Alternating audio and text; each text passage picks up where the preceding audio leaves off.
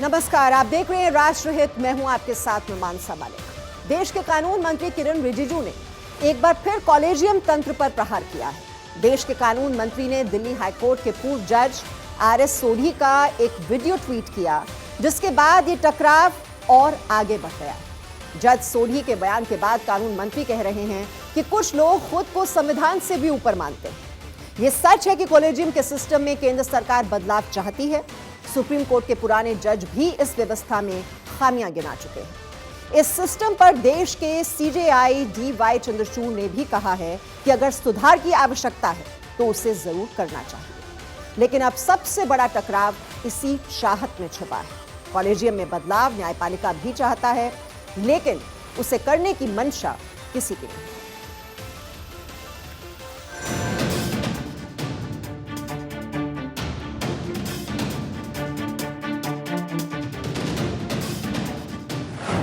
Collegium तंत्र पर फिर नया टकराव।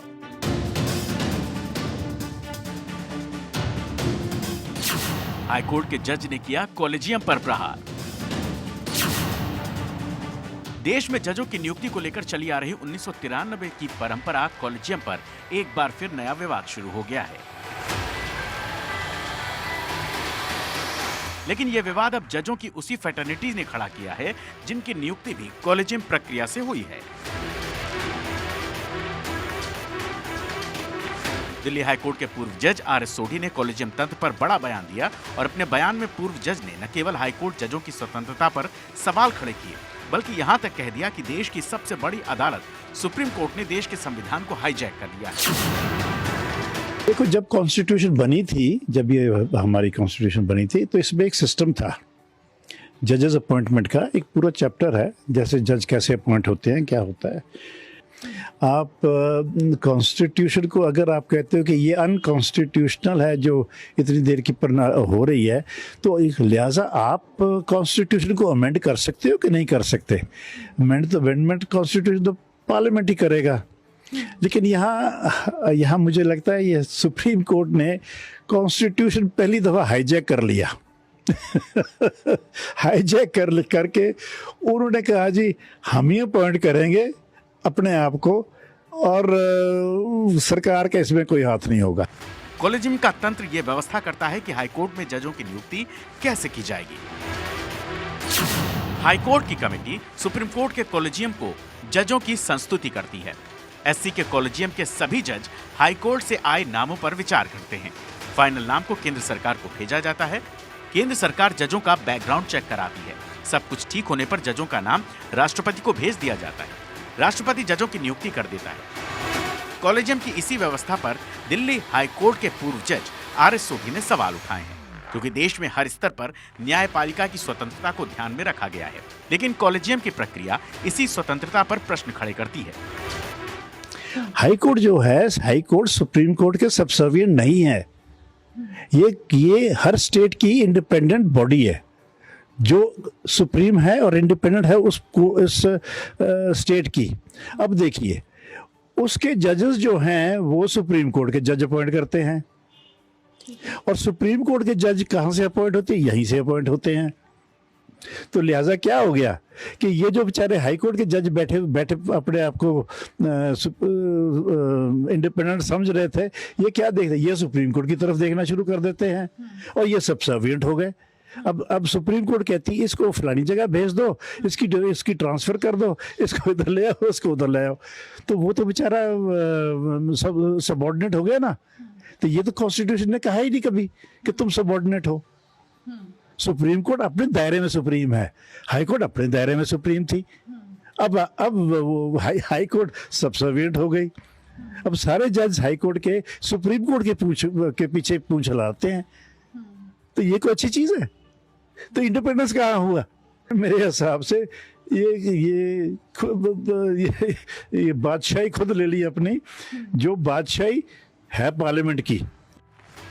देश में जजों की नियुक्ति और ट्रांसफर की प्रक्रिया कॉलेजियम से होती है। ऐसे में इस पर सवाल जब एक पूर्व जज उठाता है तो सवाल अहम बन जाता है। इस सवाल को उठाने वाले पूर्व जज कौन हैं, उनको भी जान लीजिए। दिल्ली हाईकोर्ट में जज रहे हैं आरएस सोढ़ी। 1999 में दिल्ली हाईकोर्ट के जज नियुक्त हुए। 2007 तक दिल्ली हाई कोर्ट में जज रहे। 8 साल में जजशिप पर रहे RS सोढ़ी। अब सुप्रीम कोर्ट में क्राइम लॉयर हैं। RS सोढ़ी की नियुक्ति भी कॉलेजियम से ही हुई है। देश के कानून मंत्री जब कॉलेजियम से निकले जजों की बात को सामने रखते हैं, उनके सवालों को सामने रखते हैं, तो देश में विवाद शुरू हो जाता है। Bureau report, Bharat 24।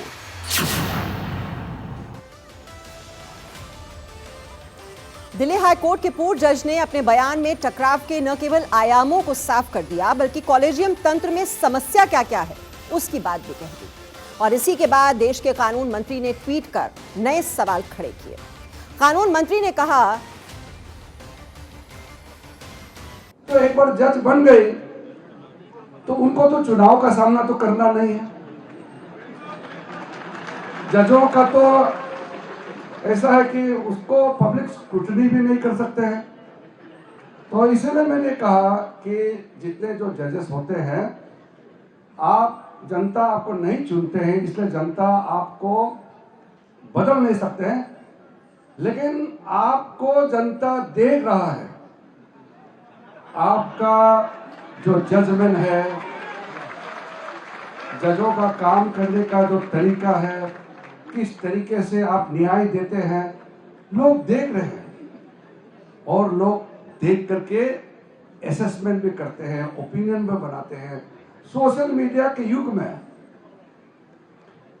कोई किसी को आप छुपा नहीं सकते हैं।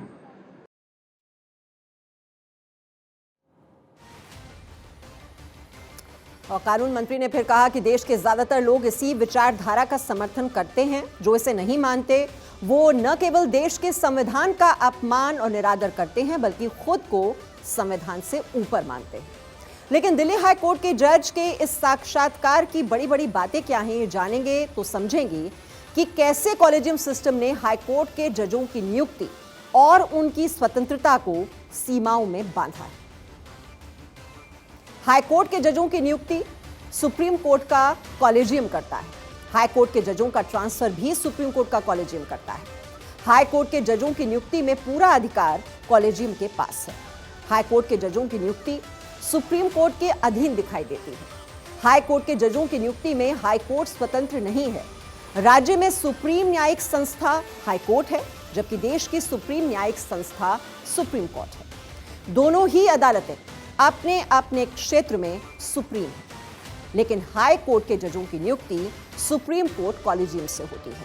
और इसी वजह से देश के 25 हाई कोर्ट में 2018 से 19 दिसंबर 2022 तक हाई कोर्टों में कुल 537 न्यायाधीश नियुक्त किए गए थे। लेकिन इस नियुक्ति के लिए जितने नामों की संस्तुति हाई कोर्ट की कमेटी ने की थी, उसमें से करीब करीब 1/3 नामों को तो सुप्रीम कोर्ट के कॉलेजियम ने खारिज कर दिया। अब यही विवाद खड़ा हो जाता है। कैसे? अब ये समझिए। देखिए, हाई कोर्ट में जजों की नियुक्ति सुप्रीम कोर्ट कॉलेजियम करता है, इसलिए हाई कोर्ट में जजों की नियुक्ति में सामाजिक असंतुलन दिखता है। हाई कोर्ट में 89% जज सामान्य वर्ग से आए, जबकि ओबीसी वर्ग से केवल 15% जज नियुक्त हुए। अनुसूचित जनजाति के 1.3% जज नियुक्त हुए। अनुसूचित जाति 2.8% जज यहां से नियुक्त किए गए। ये आंकड़े सवाल खड़ा करते हैं कॉलेजियम सिस्टम पर। चूंकि कॉलेजियम सिस्टम में जज ही जजों की नियुक्ति करते हैं, ऐसे में जब ये सामाजिक आंकड़े सार्वजनिक होते हैं तो असमानता पर, इम्बैलेंस पर सवाल उठना लाजमी है। इसी के बाद नए सिस्टम की मांग उठती है और कहा जाता है कि जजों की नियुक्ति में सरकार के लोगों का होना जरूरी है, जिससे न्यायपालिका की जवाबदेही बढ़ेगी, साथ ही जिम्मेदारियां भी बढ़ेंगी। देश का न्यायपालिकाओं में केवल सामाजिक असमानता ही नहीं है, बल्कि लैंगिक असमानता भी नजर आती है। देश के हाई कोर्ट में केवल 11% महिला जज हैं, जबकि सुप्रीम कोर्ट में केवल 10% महिला जज हैं। अब जब देश की आधी आबादी का प्रतिनिधित्व ही नहीं होगा, तो देश की न्यायपालिका में महिलाओं के केस में न्याय संपूर्ण कैसे माना जाएगा, ये अपने आप में एक बड़ा सवाल खड़ा होता है। अब सरकार की क्या आपत्ति है? आखिर सरकार कॉलेजियम के तंत्र को क्यों बदलना चाहती है?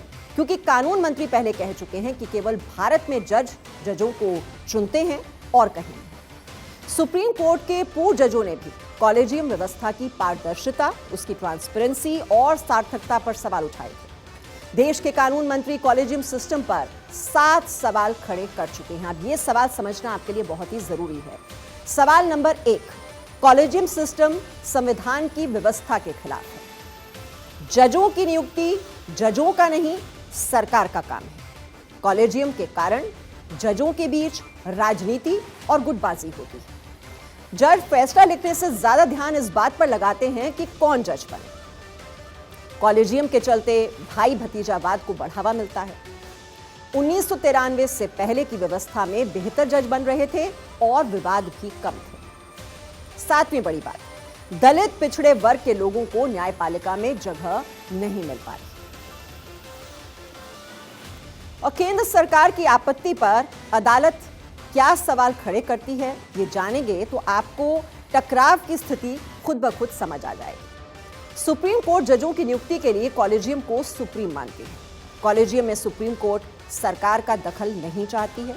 सुप्रीम कोर्ट पहले ही एनजेएसी एक्ट को रद्द कर चुकी है। सुप्रीम कोर्ट ने एनजेएसी एक्ट को संविधान की मौलिकता से छेड़छाड़ माना था।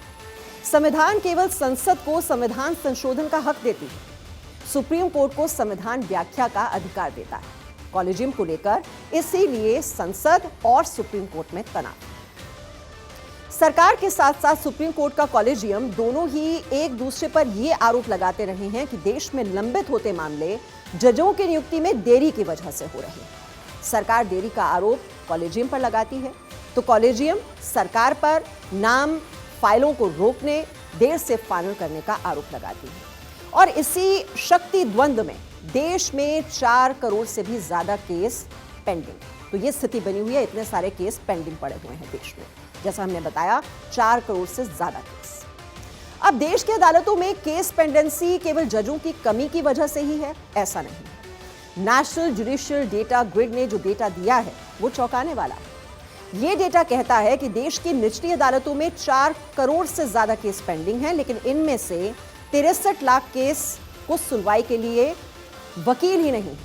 ये आंकड़े 20 जनवरी 2023 तक के। अब इनमें से आपको बता दें 78% मामले क्रिमिनल केस के हैं, 22% मामले सिविल केस के। रिपोर्ट के मुताबिक देश का सबसे ज्यादा जनसंख्या वाला राज्य उत्तर प्रदेश इस मामले में टॉप पर आता है, जहां सबसे ज्यादा केस पेंडिंग। इसके बाद बिहार, महाराष्ट्र और दिल्ली का नंबर आता है। इस रेस में टॉप 5 राज्यों की स्थिति क्या है, आप ये भी देख लीजिए। उत्तर प्रदेश, कुल केस कितने हैं? 24.7 लाख। जैसा मैंने आपको बताया कि ये पूरे टॉप पर आता है। क्रिमिनल केस 20.2 लाख और यहां पर जो सिविल केस हैं उनकी संख्या देखिए 4.5 लाख। उसके बाद नंबर आता है बिहार का। यहां पर कुल केस कितने हैं? 9.3 lakh, criminal case 7.2 lakh, civil case 2.1 lakh. Maharashtra राज्य की भी हालत देख लीजिए। कुल केस 8.3 लाख, क्रिमिनल केस यहां पर 3.9 लाख और आंकड़ा देखिए सिविल केस का 4.4 लाख। उसके बाद दिल्ली के हालात देखिए। कुल case 2.9 lakh, criminal case 2.3 lakh, civil case 60,000। Karnataka में कुल केस 1.9 लाख, क्रिमिनल केस जिसमें 60,000, सिविल केस 1.3 लाख।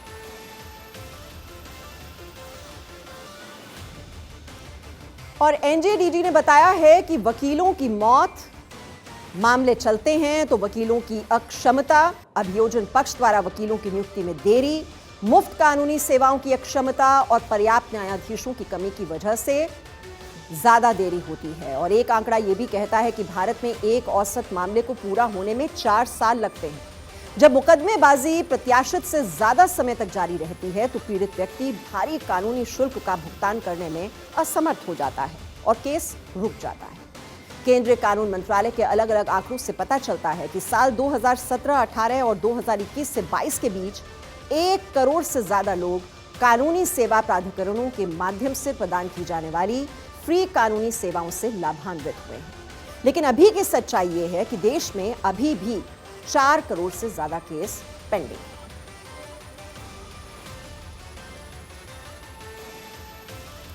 और आज की हमारी दूसरी बड़ी खबर, पंजाब से जिस आतंकी संगठन खालिस्तान का नामो निशान मिटा दिया गया था, उसका प्रहार इन दिनों 7 समंदर पार ऑस्ट्रेलिया में तेज होता दिख रहा है। जी हां, ऑस्ट्रेलिया में पिछले 15 दिनों में 3 हिंदू मंदिरों को निशाना बनाया गया है। इस बार हमला मेलबर्न के एल्बर्ट पार्क में स्थित इस्कॉन मंदिर पर किया गया। मंदिर के अधिकारियों ने कहा है कि वो पूजा स्थल पर इस तरह की हरकत से बेहद हैरान और नाराज हैं। इन घटनाओं पर विक्टोरिया पुलिस में शिकायत दर्ज की गई है। आरोपियों की तलाश के लिए सीसीटीवी चेक किए जा रहे हैं। वहां रहने वाले हिंदू समुदाय के लोगों ने इस पर नाराजगी जताई है। लोगों का कहना है कि पिछले 2 हफ्ते में विक्टोरिया पुलिस उन लोगों के खिलाफ कोई कार्रवाई नहीं कर पाई है जो हिंदू समुदाय के खिलाफ अपना नफरत भरा एजेंडा चला रहे हैं। पिछले 15 दिनों में 2 और मंदिरों में ऐसी घटनाएं सामने आई हैं। ऐतिहासिक श्री शिव विष्णु मंदिर में तोड़फोड़ की गई।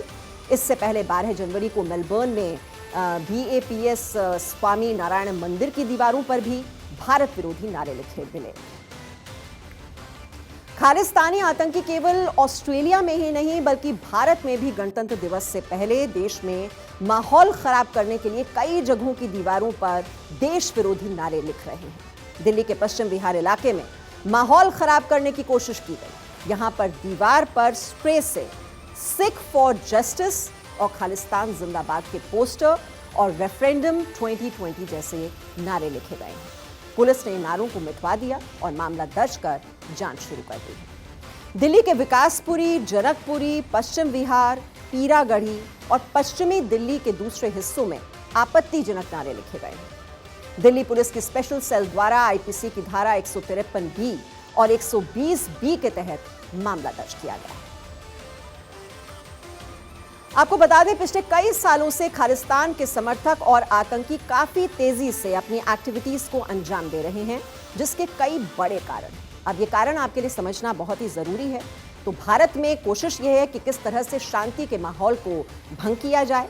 भारत को अंतर्राष्ट्रीय स्तर पर बदनाम करना इसके पीछे का मकसद है। PM मोदी की छवि को खराब करना, सिख समुदाय में असंतोष की भावना पैदा करना, सिख समुदाय से PM मोदी को दूर करना। तो ये है इसके पीछे की मानसिकता, इसके पीछे की सोच। खालिस्तान के ये आतंकी और समर्थक जानते हैं कि PM मोदी की बढ़ती लोकप्रियता, साथ ही उनकी विदेश नीति की ताकत की वजह से उनकी कोई भी साजिश न तो भारत की धरती पर अंजाम पा सकती है और न ही विदेशी धरती पर। और इसीलिए ये समर्थक मंदिरों की दीवारों पर ऐसी कायराना हरकतों को अंजाम देते हैं। खालिस्तानी साजिश के तहत मंदिरों को निशाना बना रहे हैं। हिंदू और सिख समुदाय में तनाव पैदा करना चाहते हैं। वैमनस्य की दीवार खड़ी करना चाहते हैं। विदेशी धरती से भारत में संदेश देना चाहते हैं। अब विदेशी धरती से PM मोदी के खिलाफ कितना भी दुष्प्रचार क्यों ना किया जाए, लेकिन दुनिया जानती है कि PM मोदी दुनिया के लिए काम करते हैं, मानवता के लिए काम करते हैं और भारत के 140 करोड़ भारतीय उनका परिवार है। 140 करोड़ में वो सिख भाई भी आते हैं जिनको कई बार भ्रम पैदा करके PM मोदी से दूर करने की बात कही जाती है।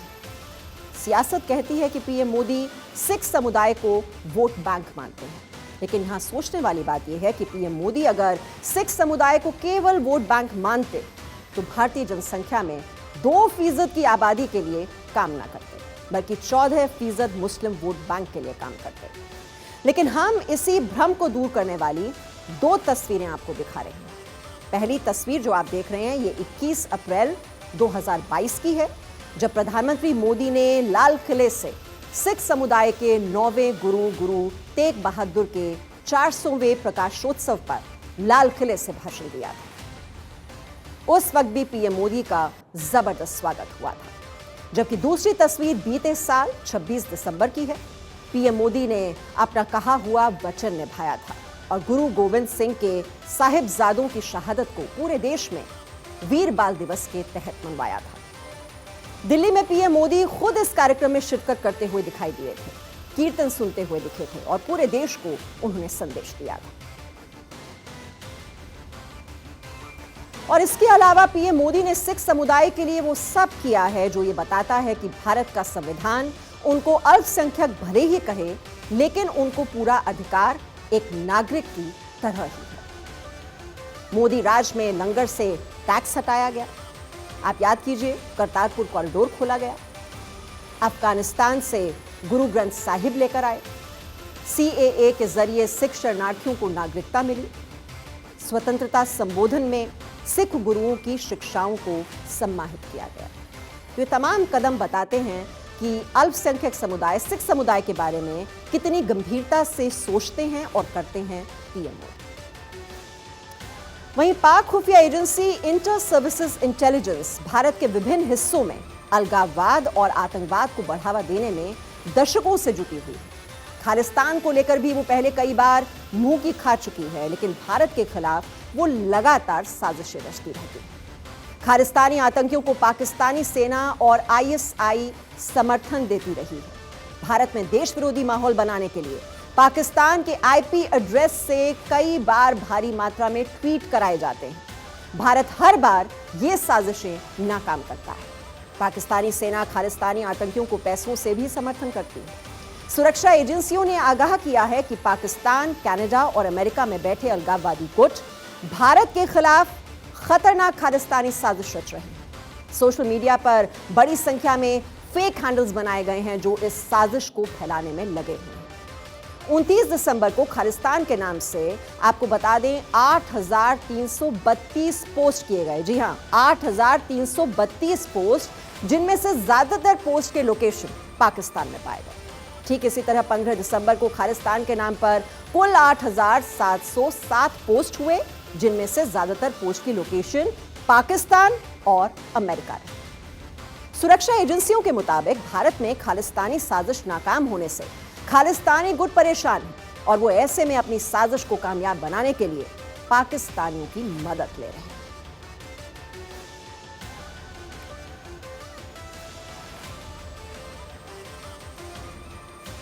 और अब आगे बढ़ते हैं, आपको एक और जानकारी दे दें। कृषि इंफ्रास्ट्रक्चर में मोदी सरकार की बड़ी सफलता। कृषि इंफ्रास्ट्रक्चर फंड 30,000 करोड़ के पार पहुंचा। AIF के कार्यान्वयन से 2.5 साल में मिली है यह सफलता। AIF में 15,000 करोड़ की राशि स्वीकृत। कृषि इंफ्रास्ट्रक्चर फंड में 30,000 करोड़ रुपए जुटाए गए। CGTMSE से मोदी ने दिया क्रेडिट गारंटी समर्थन। 3% ब्याज छूट के साथ 2 करोड़ के ऋण बांटे।